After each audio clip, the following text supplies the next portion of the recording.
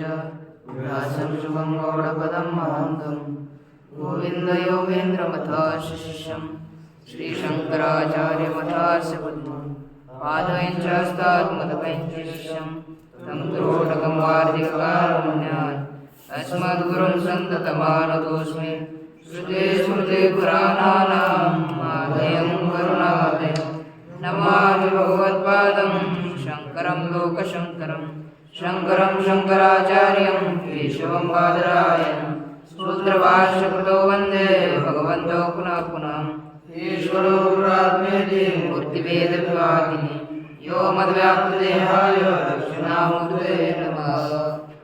ॐ नूतनजलधररुचये गोपवद्भिर्गुणजवाय तस्मै कृष्णाय नमः। संसारमयस्य बीजाय।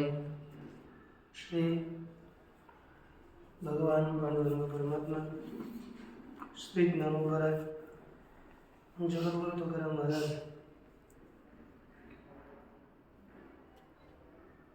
संत श्री एकनाथ महाराज आदि गुरु श्री शंकराचार्य इत्यादि सर्व संतों की अलौकिक और हेतु की ऐसे कृपा से हम लोग न्याय सिद्धांत मुक्तावली का किरणावली के सहित न्याय सिद्धांत मुक्तावली का हम लोग विचार कर रहे थे। न्याय सिद्धांत मुक्तावली में 56 क्रमांक का जो श्लोक है उसका विचार हमने मूलतः देखा। यहाँ पर एक आगे लिखा था द्रव्याध्यक्ष त्वचो योगो मनसा ज्ञान कारण। ये हो गया द्रव्याध्यक्ष का पूरा वहाँ तक तो आ गया। त्वचो योगो मनसा ज्ञान कारण, मन के द्वारा ज्ञान होता है। उसका कारण क्या है? मन के द्वारा ज्ञान होने में त्वगेंद्रिय का योग कारण है, त्वगेंद्रिय का संबंध कारण है। त्वगेंद्रिय ही मन के द्वारा ज्ञान होने में कारण है। देख सकते हैं आप कि यदि मन के द्वारा ज्ञान होता है तो सब नित्य निरंतर सुषुप्त्यादि अवस्थाओं में भी ज्ञान होना चाहिए। सभी अवस्थाओं में हमें ज्ञान होने की आवश्यकता है, ज्ञान होना ही चाहिए। ज्ञान होता है, कहीं ज्ञान नहीं भी होता। इसका कारण क्या है? कहते हैं सुषुप्त अवस्था में त्वगेंद्रिय और मन इसका संबंध नहीं होता, इसलिए ज्ञान नहीं होता। एक न्याय मत का कहने का ये ढंग है। इसको देखो क्या कहते हैं। त्वं मन संयोगो ज्ञान सामान्य कारण इत्यर्थ। यही है ना, त्वगेंद्रिय और मन का संयोग ज्ञान के सामान्य में, अर्थात सामान्य ज्ञान में त्वगेंद्रिय और मन का संयोग ही कारण है। ये तो बताया क्यों तत्र प्रमाण, उसमें प्रमाण क्या है? त्वंग और मन का संयोग सामान्य ज्ञान में कारण है। सामान्य सकल ज्ञान में त्वचा और मन का संयोग कारण है। क्यों? इसमें प्रमाण क्या है? तो बोलता है सुषुप्ति काले, सुषुप्ति अवस्था में है ना, त्वचम त्यक्त्वा पुरितति वर्तमानेन मनसा, त्वगेंद्रिय का त्याग करके पूरी तथी माने पूरी तत् नाड़ी में रहने वाले मन के द्वारा ज्ञानाजननम, ज्ञान की उत्पत्ति न होना। जब मन पूरी तत् नाड़ी में प्रवेश करता है तब ज्ञान की उत्पत्ति नहीं होती। इसी से समझ में आता है कि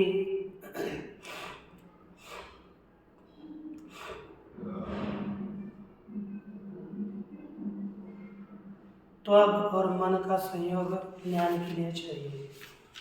पूरी तत् नाड़ी में त्वगेंद्रिय और मन का संयोग नहीं होता, इसलिए वहाँ जाने पर ज्ञान नहीं होता। देखो, सुषुप्ति काले, सुषुप्ति अवस्था में त्वचा को छोड़ करके पूरी तत् नाड़ी में रहने वाले मन के द्वारा ज्ञान की उत्पत्ति नहीं होती, यही प्रमाण है। नहीं तो आप बोलोगे सुषुप्ति में विज्ञान होगा तो कभी निद्रा ही नहीं आएगी। तो मनुष्य निद्रा नहीं आने पर, निद्रा न लेने पर थोड़ी भी आवश्यक मनुष्य विक्षिप्त सा होता है कि नहीं? मनुष्य सचमुच होता है, क्योंकि मन शांत, शरीर के लिए आवश्यक निद्रा होगी, शरीर के तब मन शांत रहता है, तब जितना भी हम पढ़ेंगे वो मन में प्रतिष्ठित होता है, बुद्धि में स्थिर रहता है। और बुद्धि यदि शांत नहीं होगी, पढ़ने के बाद ऊपर क्या पढ़ा यही पता नहीं चलता। तो देखो, पूर्व पक्षी इसमें शंका करता है, ननु सुषुप्ति काले किम ज्ञानम भविष्यति अनुभव रूपम स्मरण रूपम वा। कहता है सुषुप्ति काल में ज्ञान हो सकेगा क्या? ज्ञान होगा क्या?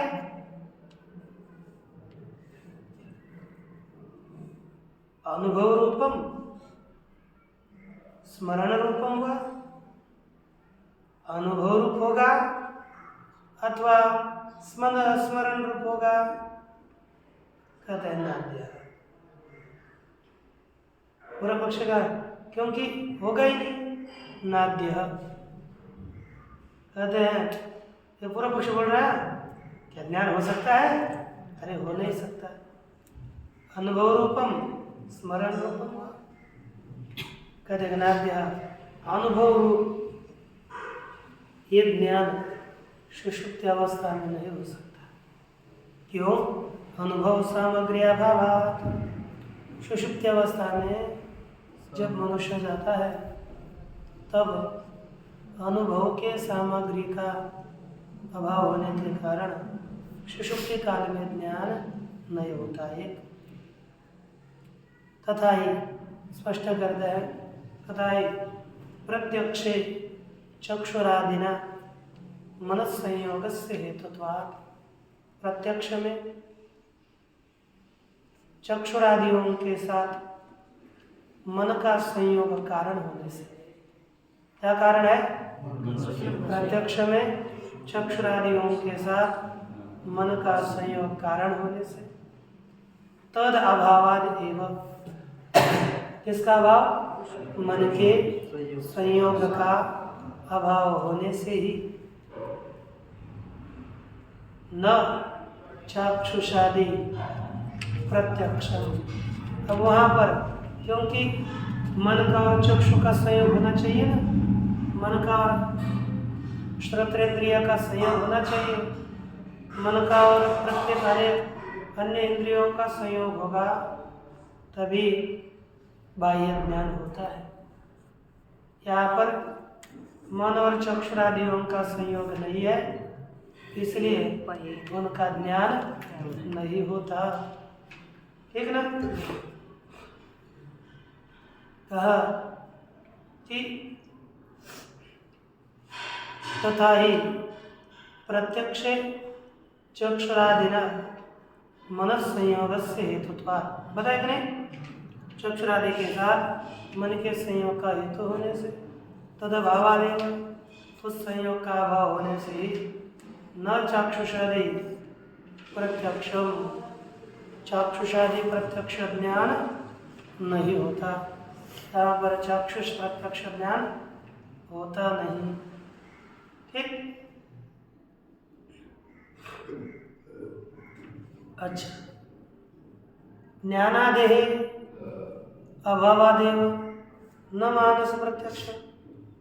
अब देखो उस सुषुप्ति काल में ज्ञान भी नहीं रहता, कोई ज्ञान नहीं है, तो ज्ञान का देखो ना, मैं ज्ञानी हूँ, यदि सुषुप्ति में सुख होगा, क्योंकि पता नहीं चलता ना, सुख भाव वो तो कोई नहीं, दुख होगा, यदि ज्ञान होगा, कोई चीज़ होगी, प्रयत्न होंगे, तब हमें मैं प्रयत्न वाला हूँ, मैं दुख वाला हूँ, मैं ज्ञान वाला हूँ, ऐसा कोई ना कोई ज्ञान होगा तभी है ना। ज्ञानादि के कारण ही वहाँ पर आत्मा का ज्ञान होता है। लेकिन कहा उस अवस्था में ज्ञानादियों का अभाव होने से ही न मानसम प्रत्यक्षम, मन के द्वारा आत्मा का प्रत्यक्ष नहीं, अर्थात किस कोई भी मानस प्रत्यक्ष ज्ञान नहीं होता। ज्ञानादि अभावे च आत्मनोपि न प्रत्यक्ष, ज्ञानादियों का अभाव होने से ही, ज्ञानादियों का ही अभाव होने से आत्मा का भी प्रत्यक्ष नहीं होता। एवं अब उसमें देखो, अब को दो प्रत्यक्ष हो गए, चाक्षुषादि प्रत्यक्ष नहीं हो गया, मानस प्रत्यक्ष नहीं, अर्थात प्रत्यक्ष ज्ञान सुषुप्ति में नहीं। अब दूसरा कौन है? अनुमिति। अनुमिति तो होती होगी। एवं व्याप्ति ज्ञानाभावा नानुमिति, सुषुप्ति में व्याप्ति ज्ञान करते बैठे हो क्या? ऐसा होगा तो ऐसा होगा, अर्थात सुषुप्ति में व्याप्ति ज्ञान का अभाव होने के कारण नानुमिति अनुमिति नहीं होती। अच्छा, सादृश्य ज्ञानाभावात नाउपमिति, सुषुप्ति में सादृश्य ज्ञान का अभाव होने के कारण उपमिति नहीं होती। पद ज्ञानाभावात न शब्द बोध, पद ज्ञान का भी अभाव होने से शब्द बोध भी नहीं होता। इति अनुभव सामग्री भावात नानुभव, इस प्रकार अनुभव के सामग्री का अभाव होने से नानुभव, अनुभव नहीं होता। उद्बोधका भावाच्च न स्मरणम, क्या है? उद्बोधक का अभाव होने पर स्मरण नहीं होता, स्मृति नहीं। ठीक ना? उधर कहते हैं मई बम, सिद्धांत उत्तर क्या देते हैं? अरे तेरा कहना ठीक नहीं। क्यों? सुषुप्ति प्राकालोत्पन्न इच्छादि व्यक्ते तत्संबंधेन आत्मनश्च प्रत्यक्षत्व प्रसंगात्, क्या है? आत्मा का प्रत्यक्ष होने का प्रसंग आ सकता है। उसका मानना था मन को कोई लेना देना नहीं, कारण मन का संयोग ही कारण है, ये नियम नहीं है, उसको बोलना था। पूर्व पक्ष का क्या करना था? वो चक्षुरादि सामग्री ही प्रत्यक्ष सामान्य ज्ञान में कारण है, वो मानना है उसको, और वही सामग्री नहीं, इसलिए ज्ञान नहीं होता। तो सिद्धांत ने क्या कहा था? नहीं, मन और त्वगिंद्रिय का संयोग सामान्य ज्ञान में कारण है, वह सुषुप्ति काल में नहीं है, इसलिए ज्ञान नहीं होता। तब सिद्धांति को पहले क्या करना पड़ेगा?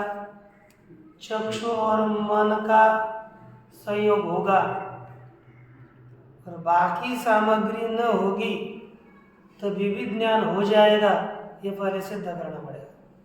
अर्थात सिद्धांति बोलते हैं आपका चक्षुरादि न हो तो भी ज्ञान होने की आपत्ति आ सकती है। कैसे? देखो, कहते हैं सुषुप्ति प्राकालोत्पन्न इच्छा, सुषुप्ति के पूर्व काल में उत्पन्न क्या हो गई? इच्छा। पुनः इच्छा इत्यादि होता है कि नहीं? इत्यादि व्यक्ति इच्छा होता है, सुषुप्ति के प्राक काल में ज्ञान होता है, इत्यादि व्यक्ति होगी। तत्संबंध है ना, और उसका संबंध किसके साथ है? इच्छा का आत्मा के साथ। आत्मा की इच्छा किसमें होती है? आत्मा में। तो देखो इच्छा पहले हो गई, इसके बाद आपको निद्रा आ गई, यह प्रथम क्षण, और दिशा द्वितीय क्षण सुषुप्ति। अब इच्छावान आत्मा है, इच्छावान आत्मा है, यह ज्ञान कब होगा? पहले इच्छा होगी तब, है ना? तब इच्छा पहले, फिर इच्छावान आत्मा सुषुप्ति। द्वितीय क्षण में आत्मा इच्छा वाला है, ऐसा ज्ञान हो सकेगा। अब यहाँ तो निद्रा आ गई, तो कारण बचा ना इच्छा। इच्छा है तभी इच्छा वाला ऐसा ज्ञान, यदि तो इंद्रिय और मन का संयोग तो मानना ही पड़े, क्योंकि आपका बाह्य इंद्रिय आदि हो न हो कोई लेना देना नहीं। लेकिन इच्छा अव्यवहित पूर्व क्षण में थी, उत्तर क्षण में उसके बाद पहले व्यवसाय ज्ञान, फिर अनुव्यवसाय ज्ञान होता ही है। तो इच्छावान अहम, ये सुषुप्ति काल में कारण अव्यवहित पूर्व क्षण में होने के कारण इच्छावान अहम ऐसे ज्ञान होने की आपत्ति होगी। बाह्य इंद्रिय न हो, अनुमिति के आपका व्याप्ति ज्ञान न हो, सादृश्य ज्ञान न हो, बाकी कुछ भी न हो, लेकिन ये ज्ञान होने की आपत्ति होगी, ये ज्ञान होने का प्रसंग आएगा। ठीक है? उसके द्वारा सुषुप्ति काल में, सुषुप्ति के प्राक काल में उत्पन्न हुए इच्छादि व्यक्ति से तत्संबंध है ना, उस व्यक्ति का संबंध होने से आत्मन प्रत्यक्ष प्रसंगात इच्छावान अहम, ये उत्तर काल में यह ज्ञान होने का प्रसंग आएगा। तद अतीन्द्रिय माना भाव। अब यह अनुभव अतीन्द्रिय है, सबको कह सकेगा? इच्छावान ये मन के द्वारा होता है। मन के द्वारा तो मन का और आत्मा का संबंध है, तो वहां पर भी है, आत्मा व्यापक है और मन भी व्यापक है, संबंध सब ठिकाने सब जगह पर है। तो यहाँ पर इच्छा का ज्ञान, इच्छा आत्मा का ज्ञान, ये मानस प्रत्यक्ष है, अतीन्द्रिय नहीं है। इसलिए उस आत्मा के ज्ञान में अतीन्द्रियत्व में कोई प्रमाण नहीं है, इसलिए उस अवस्था में आत्मा के ज्ञान की आपत्ति आएगी। यदि हम मन और त्वगिंद्रिय संयोग कारण मानेंगे तो उस काल में मन पूरी तत्व नाड़ी में घुसा था, द्वितीय क्षण में तुरंत सुषुप्ति काल में मन पूरे तत्व नाड़ी में चला जाता है, तभी सुषुप्ति आती है। और पूरी तत्व नाड़ी में चला जाने के बाद त्वगिंद्रिय और मन का संयोग, आत्मा मन तो है लेकिन त्वगिंद्रिय मन का संयोग नहीं है, इसलिए कारण पूर्व में रहे लेकिन ये सामान्य कारण न होने के कारण आत्मज्ञान नहीं होता, यह हमें मानना पड़ता है। सुषुप्ति प्राक काले निर्विकल्पकमेव नियमेन जायते इत्यत्रापि प्रमाण भाव। कहते सुषुप्ति के प्राक काल में नियमतः, नियम से निर्विकल्प ही ज्ञान उत्पन्न होता है, इसमें कोई प्रमाण नहीं है कि नहीं? है कि प्रमाण? नियम से सुषुप्ति के पूर्व काल में ऐसा ज्ञान होता है, निर्विकल्प होता है, ऐसा कोई प्रमाण नहीं है। इसलिए इच्छा का सविकल्पक ज्ञान, इच्छा तत्व विशिष्ट इच्छा का ज्ञान मानना ही पड़ेगा। अच्छा, तो पूर्व पक्ष क्या बोलता है सुन। अथ ज्ञान मात्रे, पूर्व पक्ष बोल रहा है अथ ज्ञान मात्रे त्वं मन संयोगस्य यदि कारणत्वं तदा रासन चाक्षुषादि प्रत्यक्ष काले त्वाच प्रत्यक्षम स्यात्। पूर्व पक्ष है, पूर्व पक्ष क्या बोलने लगा, यदि सकल ज्ञान में, ज्ञान मात्र माने सकल ज्ञान में त्वं मन संयोग यदि कारण है, तो जब हमें रसनेन्द्रिय के द्वारा रसन प्रत्यक्ष होता है,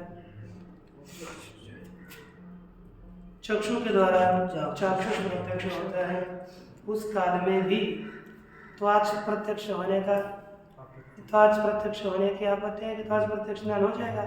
कैसे देखो, क्योंकि जैसे चक्षु मन का संयोग है तो चाक्षुष प्रत्यक्ष हो गया, बाकी रसन मन का संयोग है तो रसन प्रत्यक्ष हो गया।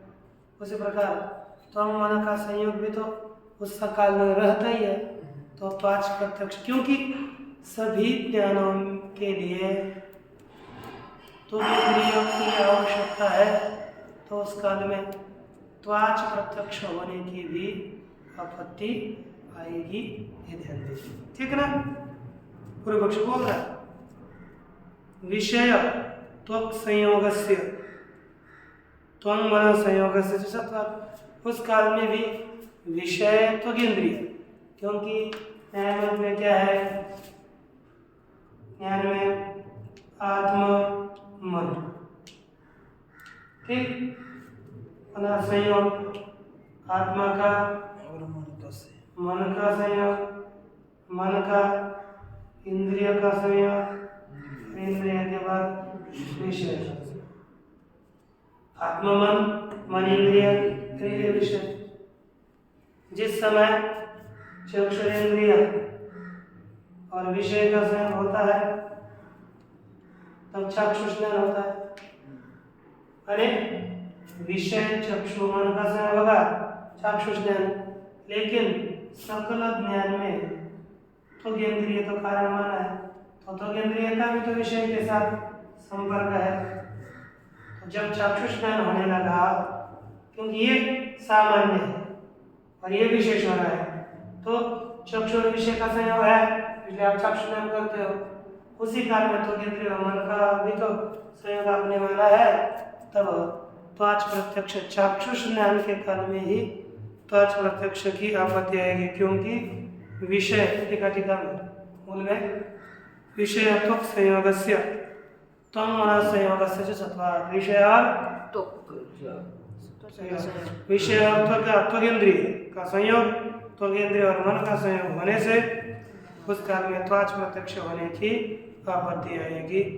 नहीं तो परस्पर विरोधात् एकमपि न स्यात्। देखो त्वक इंद्रिय और मन का संयोग है और चक्षु और मन का संयोग है, तो दोनों ने विरोध किया। चक्षु और मन संयोग त्वक इंद्रिय के ज्ञान का विरोध करता है, त्वक इंद्रिय और मन का संयोग चक्षु इंद्रिय के ज्ञान का विरोध करेगा। यदि दोनों भी परस्पर एक दूसरे का विरोध करेंगे तो एक भी ज्ञान न होने की आपत्ति आएगी, है कि नहीं? ये होगा, एक भी ज्ञान न होने की आपत्ति आ जाएगी, ठीक ना। अच्छा, अत्र इसके विषय में कोई जैसे कोई प्रश्न करने लगा ना, तो बीच में बहुत बोलने वाले होते हैं, ऐसा क्यों नहीं हो सकता?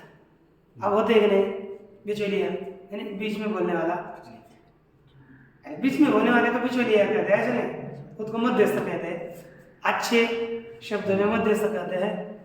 और दूसरे ये थोड़ा खराब शब्द बिचौलिया, और मराठी में उसको दलाल कहते हैं, यानी बीच में बोलने वाला। चलिए जी, चमचा, तो अब चमचा नहीं है, ये मध्यस्थ है। पाँच नजदीक बैठे हुए थे लोग, तो किसी को लगा मैं इसका उत्तर दे सकता हूँ, तो बोलने में क्या है, बोल रहा है। अत्र केचित्, इसमें कोई कहते हैं पूर्वोक्त युक्त्या त्वं मनो योगस्य ज्ञान हेतुत्वे सिद्धि। पूर्व में बताई हुई युक्ति से, कौन सी युक्ति? पूर्व में बताई हुई युक्ति, अर्थात कौन सी युक्ति? कि यदि त्वं मन संयोग को सामान्य ज्ञान का कारण न माने तो सुषुप्ति काल में, सुषुप्ति के प्राक काल में इच्छा हो, उत्पन्न इच्छा हो गई तो उसके अवहित उत्तर क्षण में आत्मा का ज्ञान होने की आपत्ति आएगी।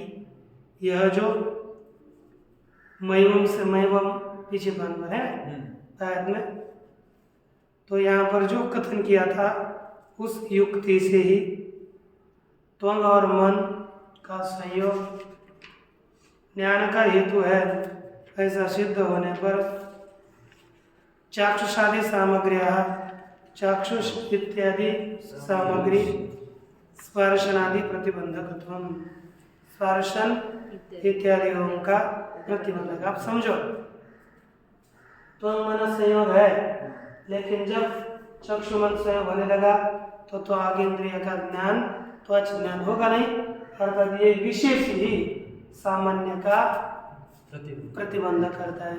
विशेष सूत्र के द्वारा सामान्य का बाध होता है कि नहीं, तो विशेष चक्षु मन संयोग उसके द्वारा तो मन संयोग ये जो सामग्री है उसका बाध होगा और उसके द्वारा ज्ञान नहीं होगा। क्यों? अनुभवानुरोधा, अपना अनुभव ऐसा है, तो मन संयोग तो है ही नित्य, लेकिन जब चक्षुष का ज्ञान होता है तब तो इंद्रिय के द्वारा ज्ञान नहीं होता। इसलिए हमारे अनुभव के अनुरोध से आपको विशेष सामग्री सामान्य सामग्री का बाधक है ऐसा समझना चाहिए। अब दूसरे आ गए अन्य तू, एक दिया कि नहीं उन्होंने समाधान अपना मन दिया। अन्य तू सुषुप्ति अनुरोधात चरम मन संयोग से ज्ञान हेतुत्व कल्पते। क्या कहते हैं? सुषुप्ति के अनुरोध से ही चरम अर्थात मन संयोग ज्ञान का कारण है ऐसी कल्पना करते हैं। चाक्षुषादि प्रत्यक्ष काले, जब चाक्षुष प्रत्यक्ष होता है ना तब बोलते हैं त्वं मन संयोगा भावा, त्वं और मन का संयोग नहीं होता। इनका मत उल्टा है। ये सुषुप्ति काल में सामान्य त्वं मन संयोग कारण है, लेकिन विशेष ज्ञान होगा ना तब विशेष इंद्रिय और मन का संयोग कारण होता है। इसलिए चाक्षुषादि प्रत्यक्ष काल में त्वच और मन का संयोग नहीं रहता, इसलिए न स्पर्शन प्रत्यक्षम इति वदन्ति। स्पर्शन प्रत्यक्ष उस काल में नहीं होता, ये उनका मानना है। अब अन्य तो जैसा भी हो, लेकिन यह बताया तो मन संयोग ही सामान्य ज्ञान का कारण है, ये सिद्ध है। अब आगे देखिए क्या कहते हैं। मनोग्राह्यम सुखम दुखम, मनोग्राह्यम सुखम दुखम, इच्छा द्वेषो मतिकृति, इच्छा द्वेषो मतिकृति। ये कहा मन के द्वारा किन मानस प्रत्यक्ष कौन कौन किसका किसका होता है। एक आत्मा तो है, कोई प्रश्न नहीं। दूसरा सुख मन के द्वारा जाना जा सकता है, तो दूसरा दुख, तीसरा इच्छा, चौथा द्वेष, पांचवा मति और छठी कृति। ये 6 पदार्थ मन के द्वारा जाने जाते हैं। ध्यान दिया ना। मनोग्राह्यम माने मनोजन्य प्रत्यक्ष विषय। मनोजन्य प्रत्यक्ष का विषय कौन कौन? एक सुखम, दूसरा दुखम, तीसरी इच्छा, चौथा द्वेष, पांचवी मति। तो मति के लिए लिखा मतिर ज्ञानम, मति अर्थात ज्ञान, कृति अर्थात प्रयत्न। एवं सुखत्व दुखत्वादिकम अपि मनोग्राह्यम। इसी प्रकार सुखत्व दुखत्व यह भी मन के द्वारा ग्रहण करने योग्य है।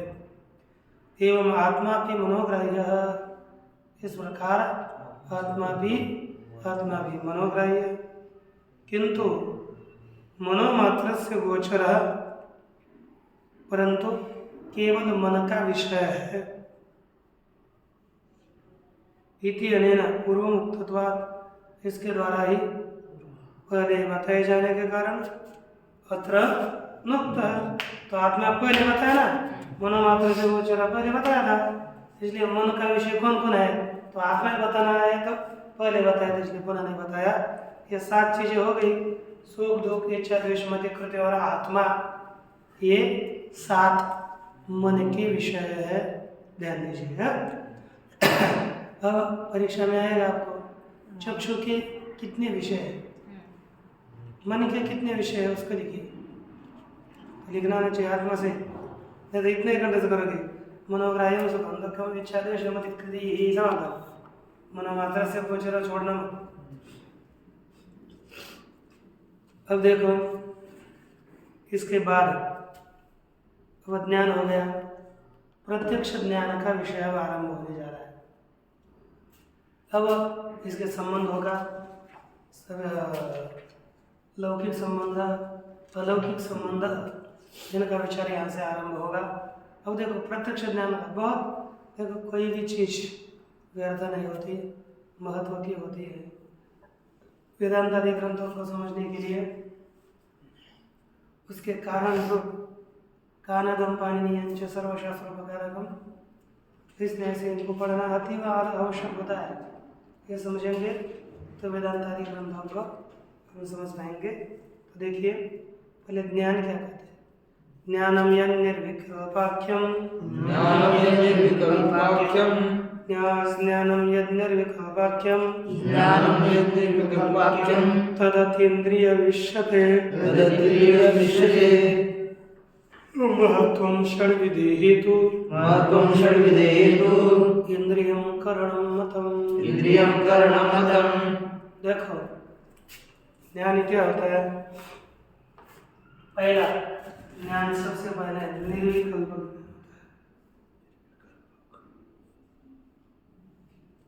उसके बाद सविकल्पक, सविकल्पक का दूसरा नाम है व्यवसाय। इसके बाद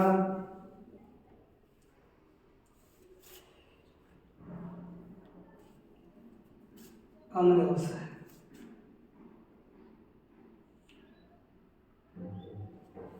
जैसे निर्विकल्प ज्ञान है, तर्क संग्रह में किंचित इदं लिखा, उनका घट घटत्वे, है ना, घट घटत्वे। ये ज्ञान क्या है, निर्विकल्प माने ये क्या है पता नहीं, घट घटत्व दोनों का ज्ञान माना जाता है। बस सविकल्प है अयम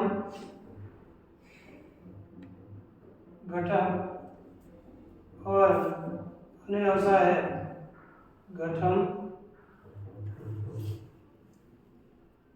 हम जाना, घट को मैं जानता हूँ। इस तरह से निर्विकल्प, सविकल्प और अनव्यवसाय भेद से ज्ञान 3 प्रकार के होते हैं। और इसमें जो निर्विकल्प का ज्ञान है वह अतीन्द्रिय है, इसलिए लिखा ज्ञानम यत् निर्विकल्पाख्यम, ज्ञान जो निर्विकल्प नामक है वह अतीन्द्रिय है।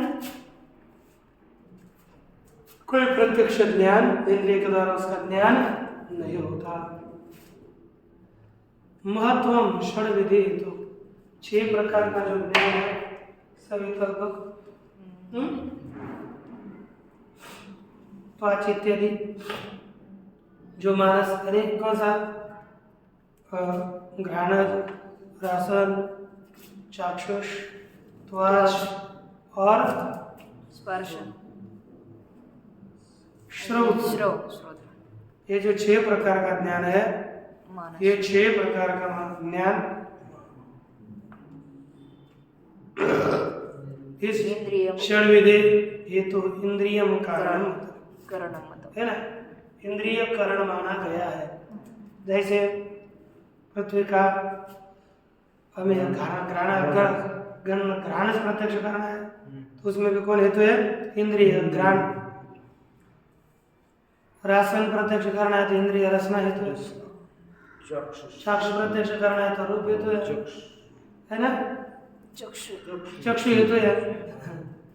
और श्रोत्र उसका स्रोत्र शब्द यदि का स्पर्श उसको करना है तो त्वगेंद्रिय त्वच और शब्द को प्रत्यक्ष करना है तो श्रोत्रेंद्रिय कारण है, ये ध्यान देना। सुख दुख का मानस मन हाँ, और आत्मा इत्यादि उनका मन के द्वारा प्रत्यक्ष होता है। एक अंदर 6 प्रकार के ज्ञान में ये महत्व कारण है। क्या कारण है? महत्व बड़ा होना चाहिए तभी ज्ञान होता है। अच्छा, अब देखो आगे, चक्षु संयोगानंतरम घट इत्याकारकम घटत्वादि विशिष्टम ज्ञानम न संभवति। कहते देखो, परंतु चक्षु संयोग हो गया, क्या हो गया? चक्षु संयोग के अनंतर पश्चात तुरंत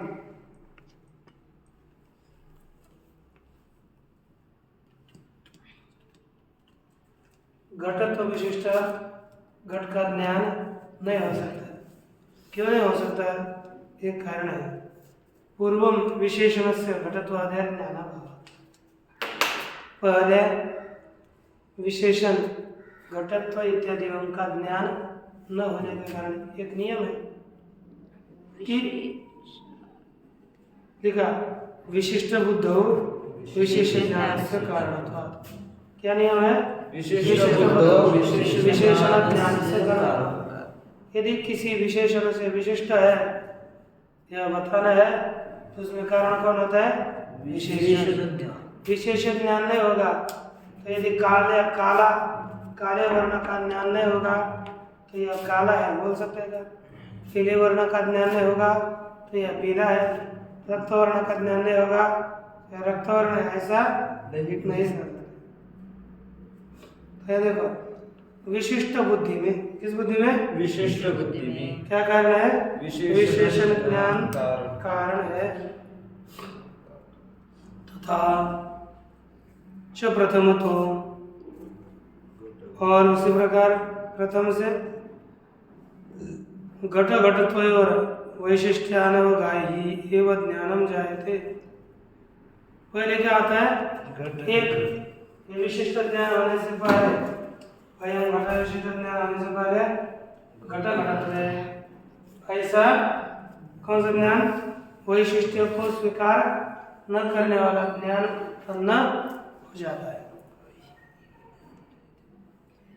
तदेव निर्विकल्पकम, ये घट घटत्व ऐसा ज्ञान कौन सा है? निर्विकल्पक ज्ञान। निर्विकल्पक है। तच्च न प्रत्यक्षम, निर्विकल्पक ज्ञान का प्रत्यक्ष नहीं होता। कैसे देखो, तथा ही वैशिष्ट्यानवगाही ज्ञानस्य प्रत्यक्षम न संभवति। वैशिष्ट्य को स्वीकार करने वाला है ना, वैशिष्ट्य को न जानने वाले ज्ञान का प्रत्यक्ष नहीं हो सकता। घटमहं जानामि इति प्रत्यय, मैं घट को जानता हूँ, ऐसा ज्ञान होने से। तथा तत्र आत्मनि ज्ञानम प्रकारे भूय भासते। का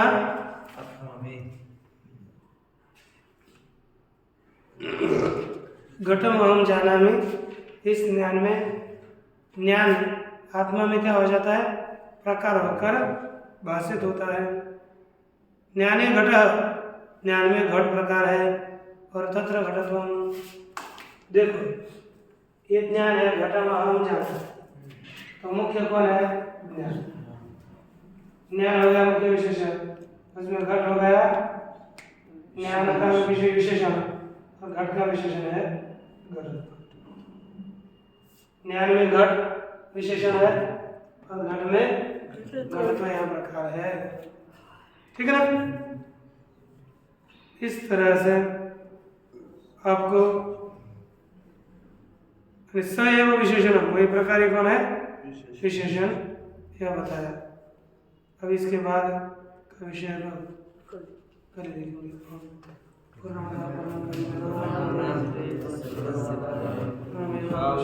ओम शांति।